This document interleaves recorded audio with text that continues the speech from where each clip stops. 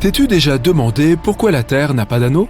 Les géantes gazeuses Jupiter, Saturne, Uranus et Neptune en ont. Mais les planètes telluriques, Mercure, Vénus, la Terre et Mars, n'en ont pas. Deux théories décrivent la façon dont les systèmes d'anneaux se sont potentiellement développés. La première stipule que les anneaux seraient nés à partir de restes datant de l'époque où une certaine planète se formait. Ou bien, comme l'avance la seconde, ils pourraient être les restes d'une lune qui a été soit détruite lors d'une collision, soit brisée par la force gravitationnelle de sa planète mère. Les scientifiques ne savent toujours pas pourquoi les géantes gazeuses ont des anneaux, mais ils pensent que cela pourrait être dû au fait qu'elles se sont formées dans le système solaire extérieur. Les planètes rocheuses se sont formées dans la zone intérieure de notre système solaire. C'est pourquoi elles étaient mieux protégées des impacts et collisions potentielles qui auraient pu former des anneaux autour d'elles. Ou bien, la raison est que les planètes plus grosses ont un plus grand volume, ce qui permet à un système d'anneaux de rester stable. Certains scientifiques pensent que notre planète a bel et bien eu un système d'anneaux il y a longtemps. À ses débuts, un objet de la taille de Mars a heurté la Terre, ce qui a probablement donné lieu à un anneau dense de débris. Mais son système d'anneaux a très vite fusionné. Et c'est ainsi que notre Lune s'est formée. Il y a plus de 10 ans, les astronomes ont découvert un énorme nuage de vapeur d'eau à environ 12 milliards d'années-lumière de notre planète. Ce nuage est la plus ancienne source d'eau que nous connaissions. Il date de l'époque où l'univers n'avait que 1,6 milliard d'années. Aujourd'hui, il en a 13,8 milliards. Ce nuage inhabituel est aussi la plus grande source d'eau que nous connaissions. Il contient 140 trillions de fois la quantité d'eau que la Terre contient dans ses océans. C'est colossal. Et ce qui est encore plus impressionnant, c'est que ce nuage de vapeur est en quelque sorte en train de nourrir un trou noir. Il pourrait contenir suffisamment de gaz, comme le monoxyde de carbone, pour aider son trou noir à devenir 6 fois plus grand qu'il ne l'est actuellement. Nous savons tous que la Terre a une lune. Mais il y a deux autres astéroïdes, 3753 Kruitn et 2002 AA29. Verrouillés dans des orbites co-orbitales avec notre planète. Le premier ne tourne pas vraiment autour de la Terre, mais a une sorte d'orbite synchronisée avec elle, si bien qu'il semble suivre la Terre sur une orbite stable, alors qu'en réalité, il a sa propre trajectoire spécifique autour du Soleil. L'autre, 2002 AA29, suit une orbite en fer à cheval autour de notre planète. Sa trajectoire spécifique le rapproche de nous tous les 95 ans. On pourrait s'attendre à ce que Neptune soit un endroit extrêmement froid et sombre. Après tout, c'est une géante de glace située à 4,5 milliards de kilomètres du Soleil. Neptune ne reçoit pas une grande quantité de lumière du Soleil, si bien qu'à midi, la luminosité y est semblable au crépuscule sur notre planète. Mais cette géante de glace semble créer sa propre chaleur. Pour être précis, 2,6 fois plus de chaleur qu'elle ne reçoit de Soleil. Cela est probablement dû à toute la pression qui règne près du noyau de la planète. Elle construit et libère de l'hydrogène qui maintient le centre de Neptune à une température folle de 5150 degrés Celsius. Mais son atmosphère est encore assez froide. La température varie entre moins 150 et moins 200 degrés Celsius. À quelle forme penses-tu lorsque quelqu'un mentionne les tempêtes? Probablement aux longs ovales des ouragans et aux cônes des tornades. Mais cela n'est valable que sur Terre. Au pôle nord de Saturne, une tempête fait rage depuis au moins 40 ans. Et elle a une forme hexagonale. Une forme aussi bizarre a probablement quelque chose à voir avec les gaz turbulents de Saturne, ou peut-être même avec les jets zonaux qui s'étendent sur plusieurs kilomètres dans une région de pression extrêmement élevée. T'es-tu déjà demandé pourquoi les planètes ne scintillent pas alors que les étoiles le font? Le fait est que si tu étais dans l'espace, tu ne les verrais pas du tout scintiller. La raison pour laquelle nous voyons les étoiles scintiller est due à l'atmosphère de la Terre. La lumière de la taille d'une épingle provenant d'une étoile frappe l'atmosphère. L'atmosphère la réfracte ensuite, ce qui envoie la lumière en zigzag. C'est ce que nous percevons comme le scintillement. Les planètes nous paraissent bien plus grosses que de simples têtes d'épingle. Et oui, leur lumière fait aussi des zigzags après avoir heurté l'atmosphère. Mais ces mouvements s'annulent mutuellement. C'est pourquoi nous ne voyons pas de scintillement, mais seulement une lueur régulière. Dans certaines régions, tu peux ressentir de grands changements de température. Par exemple, dans le Montana, où en une seule journée, les températures sont passées de moins 48 à 7 degrés Celsius. Cela semble beaucoup, mais c'est insignifiant comparé à Mercure, où les températures ont tendance à varier de plus de 600 degrés Celsius en une seule journée. Elles commencent à moins 170 degrés la nuit et montent à 430 degrés Celsius pendant la journée. Imagine la valise que tu devrais préparer pour une seule visite de 24 heures sur Mercure. Pourquoi l'atmosphère de notre planète natale ne s'évapore-t-elle pas pour disparaître dans le vide de l'espace? Même si nous ne pouvons pas les voir, les molécules de gaz et de vapeur dont notre atmosphère est composée ont toute une masse. En tant que telles, toutes ces molécules subissent l'attraction gravitationnelle de la Terre, tout comme nous. Elles pourraient s'échapper, c'est vrai, si elles avaient assez d'énergie. Par exemple, si notre planète était plus proche du Soleil, l'atmosphère serait plus chaude et ces molécules pourraient s'échapper plus facilement. Mais la Terre, heureusement, est juste à la bonne distance du Soleil et elle a exactement assez de masse pour que son atmosphère reste au même endroit. Quand tu penses au volcan, tu imagines probablement de la lave chaude et fondue qui en sort. Du moins, c'est comme ça que ça fonctionne sur Terre. Dans l'espace, les volcans peuvent cracher du méthane, de l'eau ou même de l'ammoniac. Là-haut, un volcan peut aussi cracher des matériaux spécifiques qui gèlent lorsqu'ils entrent en éruption. Ils se transforment alors en vapeur gelée et en une sorte de neige volcanique. C'est un phénomène courant sur les lunes de Jupiter, Europe et Io, ainsi que sur Pluton et sur Titan, la lune de Saturne. On les appelle les cryovolcans, et Io en abrite des spécimens extrêmement actifs. Là-bas, tu verras des centaines de cheminées avec des panaches de vapeur gelée qui s'étendent sur environ 400 km. Et les véhicules de la NASA ont même capturé certaines éruptions en temps réel. Boum! Planètes, lunes, astéroïdes, comètes, étoiles, tous ces objets peuvent entrer en collision. Et les galaxies aussi. Notre galaxie, la Voie lactée, est à 2,5 millions d'années-lumière d'Andromède, notre plus proche voisine galactique. Les astronomes pensent que la Voie lactée est sur une trajectoire de collision qui détruira les deux galaxies dans un avenir lointain. Ou du moins, les galaxies telles que nous les connaissons. Elles se rapprochent de plus en plus vite l'une de l'autre à un rythme effréné, 402 000 km/h. Ce sera chaotique et de nombreuses planètes et étoiles ne survivront pas à la collision. Finalement, ces deux entités massives fusionneront et se transformeront en une galaxie complètement nouvelle et méconnaissable. Mais ne t'inquiète pas, les scientifiques pensent que cela ne devrait pas se produire avant 4 milliards d'années. Si tu veux fusionner deux morceaux de métal, tu sais déjà que la seule façon de le faire est d'appliquer de la chaleur pour que ces morceaux atteignent leur point de fusion. Dans l'espace, tu n'as pas besoin de chaleur pour faire une telle chose, ni d'aucune action particulière d'ailleurs. On appelle cela la soudure à froid, et un tel phénomène se produit lorsque tu fais glisser les pièces de métal les unes sur les autres. Dans ce cas, elles usent leur couche d'oxyde protectrice. Sur Terre, ces couches les empêchent de fusionner, mais dans l'espace, ce type de protection disparaît. C'est pourquoi les électrons d'un morceau de métal coulent simplement dans l'autre morceau. Et voilà, ils ne font plus qu'un sans aucun effort. Les scientifiques ont longtemps pensé que la Terre était la seule planète de notre système solaire où une activité tectonique était en cours. Une activité tectonique signifie que les plaques sous la croûte terrestre sont en mouvement. Ce processus libère de la chaleur qui déforme ensuite la surface de la Terre et entraîne son rétrécissement. Mais nous savons maintenant que cela se produit aussi sur d'autres planètes. Mercure rétrécit aussi, et les scientifiques l'ont découvert en 2016 lorsque la sonde spatiale Messenger a tourné autour de la planète et a renvoyé des données importantes. Elle a révélé qu'il y avait des reliefs semblables à des falaises, connus sous le nom de cicatrices de faille, à la surface de Mercure. Comme ces reliefs sont relativement petits, ils ne se sont probablement pas formés il y a si longtemps. Cela signifie que Mercure se contracte toujours, même 4,5 milliards d'années après la formation de notre système solaire. La grande tache rouge de Jupiter rétrécit aussi. C'est une énorme tempête qui fait rage à la surface de la planète. Elle est rougeâtre, de forme un peu ovale et large de plus de 16 000 km. Oui, c'est assez gros pour avaler la Terre. Et maintenant, elle rétrécit lentement mais sûrement depuis quelques siècles. La grande tache rouge n'est qu'une des nombreuses tempêtes à haute pression qui se produisent sur Jupiter en raison de tous les gaz qui s'y trouvent, ce qui fait de Jupiter une géante gazeuse. Mais ce n'est pas parce qu'elle rétrécit que la grande tache rouge va s'éteindre de sitôt. Elle est même en train de devenir plus haute. Tu lèves les yeux et tu vois des traînées d'objets se former à des kilomètres au-dessus de la surface de la Terre. Sa connexion semble fonctionner.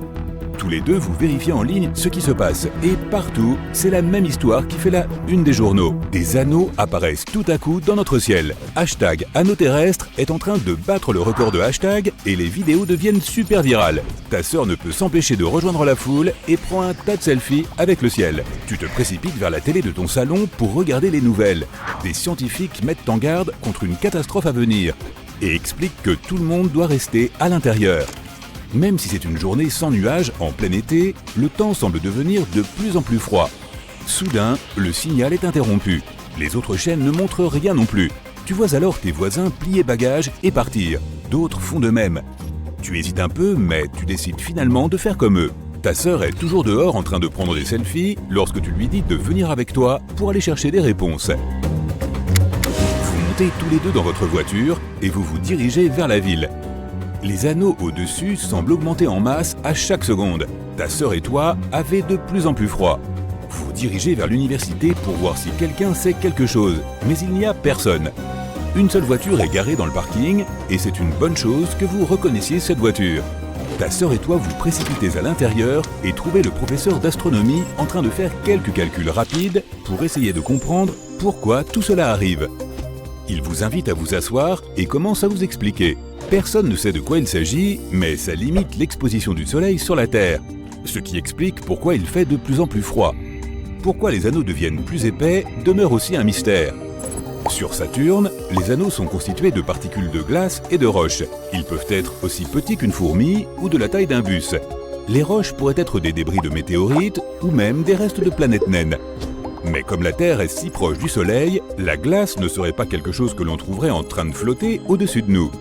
Avec toutes ces roches empilées, elle empêche la Terre d'accéder au Soleil qui nous réchauffe et nous éclaire.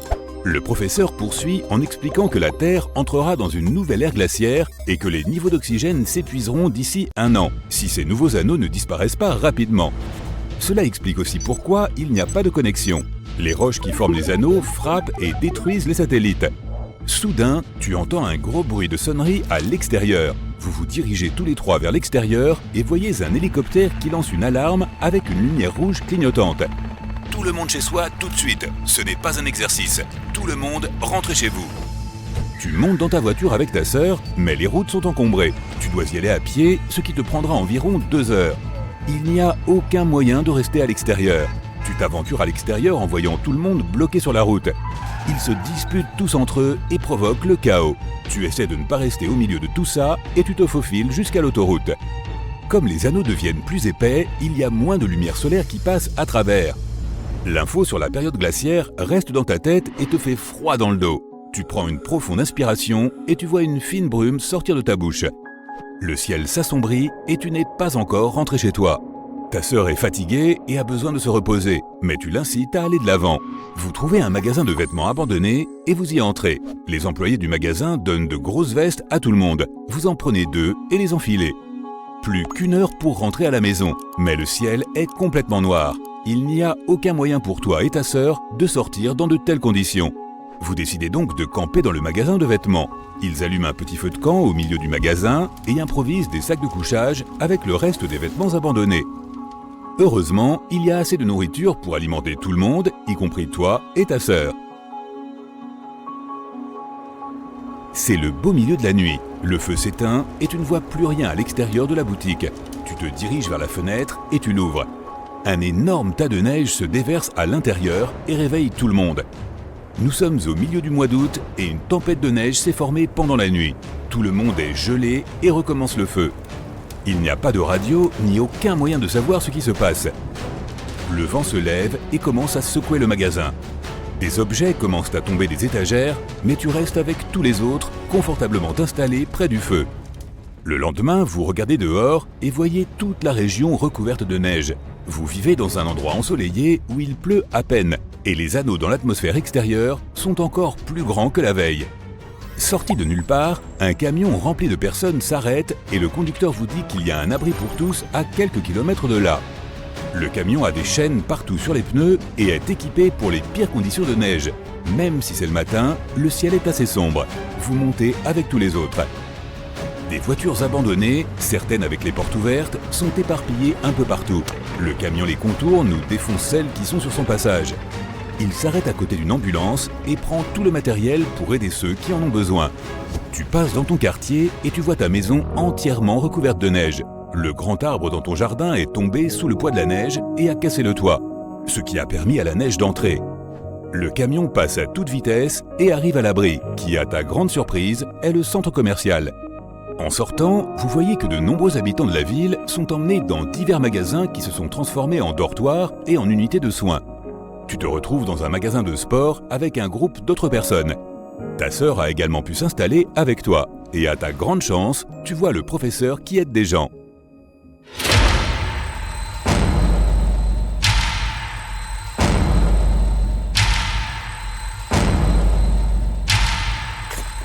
Mais peu après, une forte explosion retentit dans le centre commercial et casse les vitres.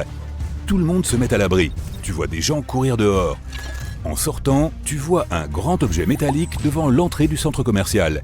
Il y a des gens qui se rassemblent dans toute la zone et il est difficile de voir ce qui se passe. Mais après avoir regardé de plus près, tu découvres que c'est un satellite qui est tombé de l'orbite. Il s'est écrasé sur le sol et a fait ce boom. On rapporte également que d'autres satellites se sont écrasés sur Terre un peu partout. Cela signifie que toute communication a été effacée de la carte. Tu cours à l'intérieur du centre commercial pour attendre ce qui va se passer. Tu regardes ta sœur avec crainte, ne sachant pas que la nouvelle ère glaciaire vient de commencer.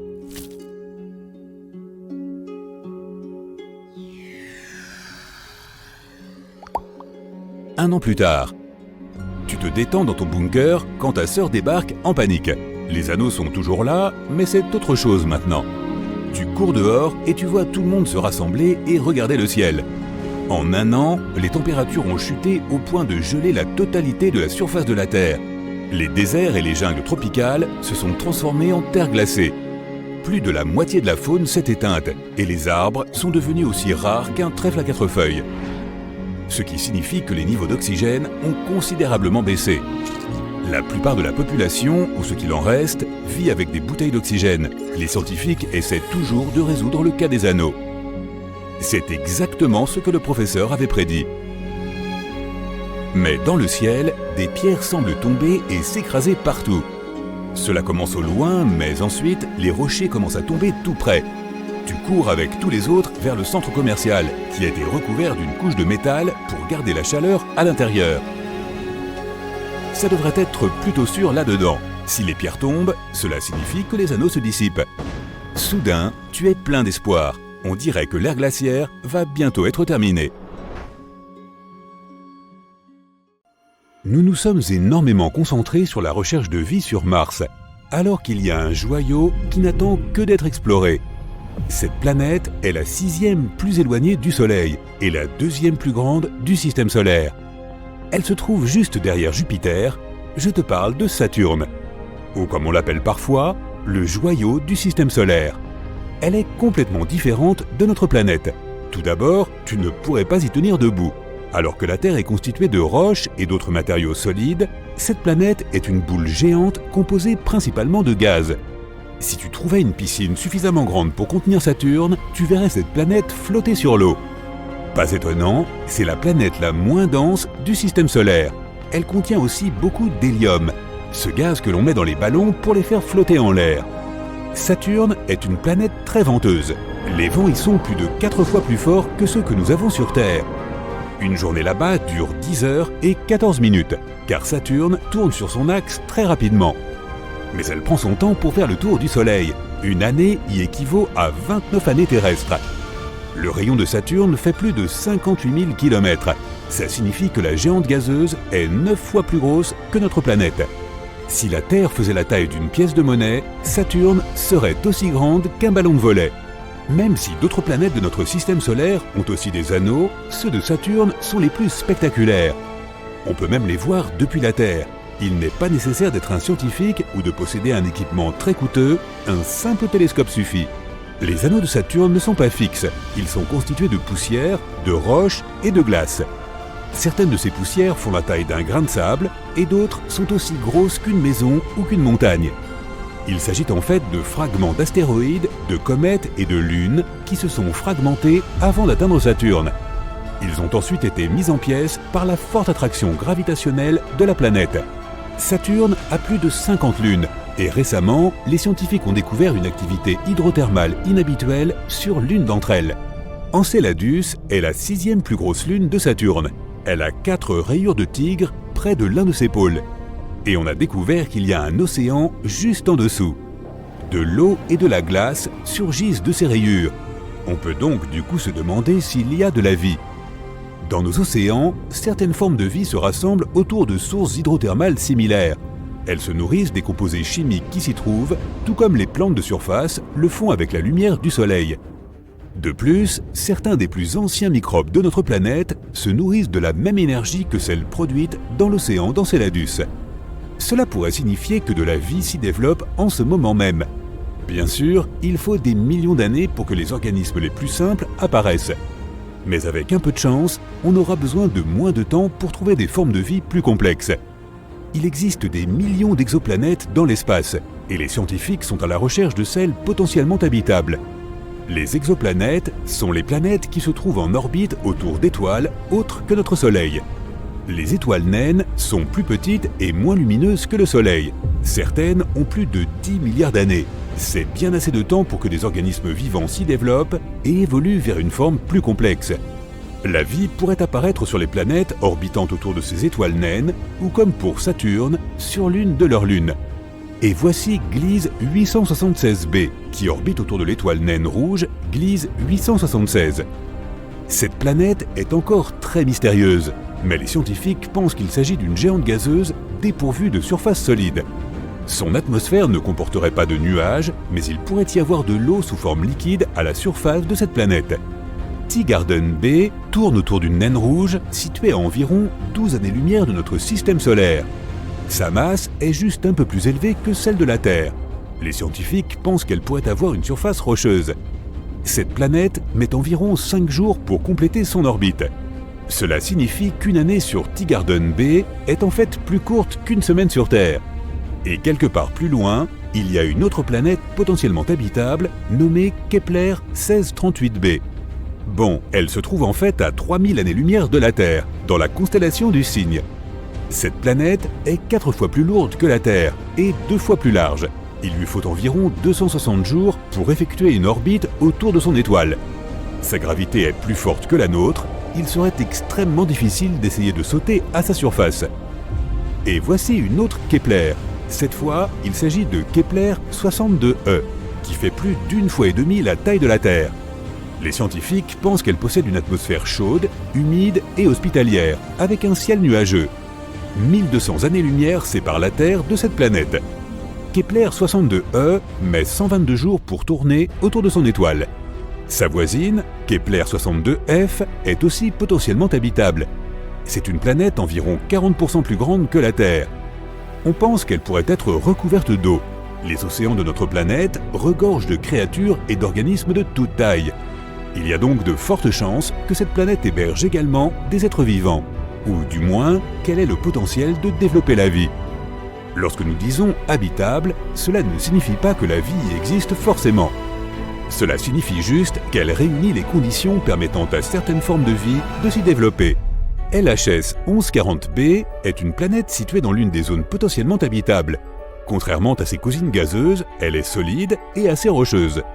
Son rayon est 60% plus grand que celui de la Terre et sa masse 7 fois plus élevée.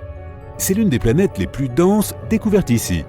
Puisque cette planète est très massive, son atmosphère doit être plus épaisse et la gravité à sa surface doit être beaucoup plus forte que sur Terre. C'est pourquoi tu aurais sûrement du mal à y tenir debout. Salutations de Trappist 1, une naine de la constellation du Verseau. Elle se trouve à environ 39 années-lumière de nous. 7 planètes rocheuses de la taille de la Terre sont en orbite dans la zone habitable de cette étoile. Toutes peuvent potentiellement contenir de l'eau à leur surface. La température de ces planètes est plus ou moins similaire à celle de la Terre. Sur la Lune, la gravité ne représente que 16% de celle que nous avons sur notre planète. C'est pourquoi les astronautes pouvaient à peine contrôler leurs mouvements lorsqu'ils y ont mis le pied. Mais concernant la gravité des planètes de Trappist 1, tu t'y sentirais bien plus à l'aise. Et revenons vers Kepler. Cette fois, il s'agit de Kepler 452b. C'est une planète rocheuse, 60% plus grande que la Terre. Son étoile est similaire au Soleil. Cette planète a en fait passé environ 6 milliards d'années dans la zone habitable, alors que la Terre s'y trouve depuis seulement 4 milliards et demi d'années. Cette planète met 385 jours pour tourner autour de Kepler 452, qui est environ 20% plus brillante que notre Soleil, mais qui a la même température.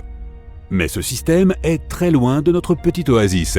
Il nous faudrait 28 millions d'années pour y arriver. Et voici KOI 7711.01. C'est une autre planète intrigante, située à 1700 années-lumière de nous. Elle est seulement 30% plus grande que la Terre et elle reçoit presque la même quantité de chaleur que nous recevons de notre Soleil. Un jour, l'homme pourrait commencer à coloniser la galaxie et chercher de nouvelles planètes pour y vivre. Nous devrions alors faire de très longs voyages et peut-être qu'un jour, nous atteindrions Proxima Centauri. C'est un système relativement proche qui possède des planètes que nous pourrions potentiellement habiter, comme Proxima Centauri B. Elle se trouve à plus de 4 années-lumière de la Terre, et même si cela ne semble pas si loin à première vue, ça l'est en réalité. Il faudrait environ 6300 ans pour s'y rendre avec les technologies actuelles. Cela nécessiterait beaucoup de générations pour faire un tel voyage, et il faudrait encore plus de temps pour réussir à habiter ce nouveau monde. Les gens naîtraient